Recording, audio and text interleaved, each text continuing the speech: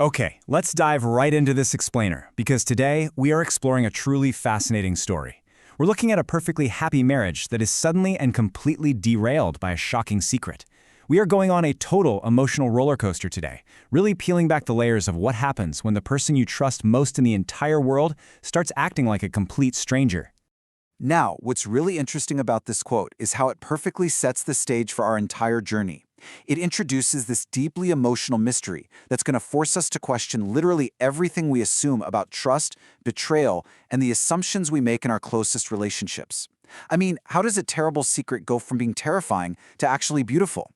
Well, to understand that, we have to look at exactly where this story begins. We've got to start by establishing the baseline of our couple here, Margaret and Mark. They have a completely normal, wonderfully happy 5-year marriage. They just welcomed a beautiful 6-month-old daughter named Emma. And Mark, he's described as this deeply devoted husband. He works as an accountant, comes home right at 6 p.m. like clockwork every single day, helps cook dinner, plays with the baby. I mean, it is the absolute picture of domestic stability and trust. But then, about 3 months ago, this peaceful routine is completely shattered. Out of nowhere, Mark announces he's taken a mysterious evening job, claiming it's to save for Emma's future. He still comes home at 6, but then he leaves every single night at 9 p.m. sharp and doesn't roll back in until well after midnight. So, as you can probably guess, Margaret starts noticing some really strange habit. When she asks him about this new job, Mark gets super evasive. He just mumbles something about evening work and quickly looks away. Then, he starts jumping into the shower the absolute second he gets home after midnight. But the most terrifying piece of physical evidence, while doing his laundry, Margaret smells sweet, floral women's perfume clinging to his shirts. And the critical detail here is that Margaret never wears perfume because it makes their baby Emma sneeze. And then comes the financial and emotional sting. Margaret finds a receipt tucked away into Mark's coat pocket. It's for an expensive, romantic Italian dinner for 2 on a Thursday night, which just so happens to be the exact same night Mark claimed he was working this new job. The bill comes out to $150. Ouch, right? A few days later, the tension absolutely skyrockets. Mark is in the shower and his phone buzzes. Margaret glances over and intercepts a text message flashing right across the screen.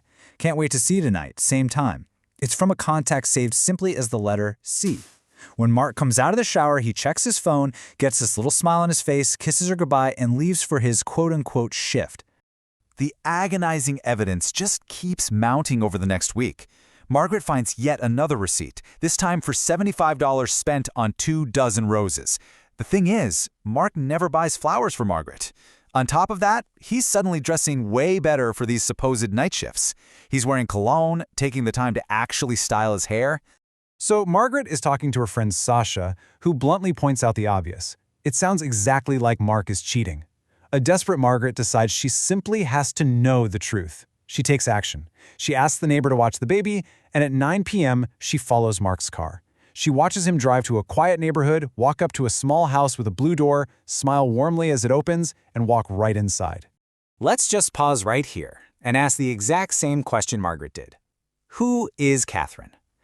After Margaret searched that contact C online using his phone, she found a beautiful, super confident 40-year-old woman with long dark hair named Catherine. Now, picture Margaret. She's exhausted with a new baby, dealing with postpartum stretch marks, and she just feels completely defeated by this image of the older, glamorous woman she assumes is her husband's lover. Driven to her absolute breaking point, Margaret decides, that's it, no more lies. The next evening at 8:30 p.m., she literally blocks the front door before Mark can leave. She lays out the whole shebang, the sweet perfume, the expensive receipts, the text messages from C, and the fact that she actually followed him to that house with the blue door. She looks him in the eye and demands the truth. And this is where we get an absolute gut punch of a plot twist. Mark sits her down, looks at her, and drops this bombshell. "Margaret, Catherine is your mother." This completely, totally shifts the narrative foundation of everything Margaret, and honestly everything we as the audience, have believed up until this very second. To really understand why Mark did this, we have to look at their painful backstory. See, Margaret had completely cut her mother out of her life 8 years ago after a terrible fight. She didn't invite her to the wedding, didn't even tell her about baby Emma. But 3 months ago, her mother tracked Mark down and contacted him. She has stage 4 cancer with only a few months left to live. She was desperate to know about her daughter's life, but was way too terrified of Margaret's anger to reach out directly. Mark kept it a secret because he didn't want to pressure Margaret into seeing the woman who had deeply hurt her in the past. So let's revisit those devastating clues because, wow, they are instantly recontextualized. That $150 dinner receipt, it wasn't a romantic date at all. It was an expensive takeout order because Margaret's dying mother just wanted to eat her favorite Italian pasta one last time. And that $75 receipt for 24 roses? The meaning completely flips. It goes from this selfish act of infidelity for a secret lover to a profound, quiet act of compassion.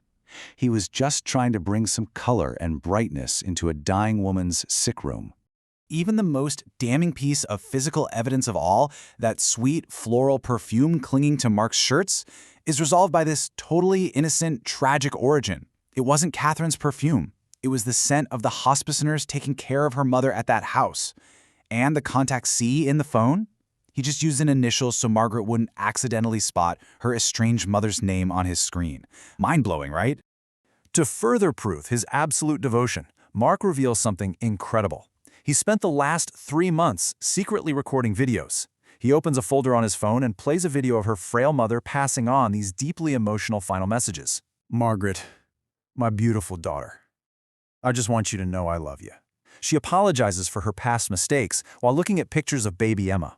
Mark literally took on the burden of these nightly visits to protect Margaret's heart, acting as a bridge between a dying mother and an estranged daughter. This all leads to a beautiful, incredibly tearful resolution. Mark immediately drives Margaret over to the house with the blue door. She rushes inside to finally truly forgive her mother. They cry, they talk for hours, and the very next day, Margaret brings baby Emma to meet her grandmother, giving her mother the chance to actually hold her grandchild. Because of Mark's incredible, silent sacrifice, Margaret gets 2 final months to visit her mother every single day. They make up for all that lost time. 2 months later, her mother passes away peacefully, holding Margaret's hand, leaving her with the final words to take care of her beautiful family. As we wrap up this explainer, I really want us to reflect on the massive weight of what Mark did. I mean, he endured terrible suspicions, silent accusations of cheating, and gave up his own sleep for months entirely out of pure love for his wife. He gave her the greatest gift possible, the chance to forgive before it was too late. It leaves us with a pretty powerful final thought to consider today. How much of a burden would you be willing to carry in secret just to protect the heart of someone you truly love?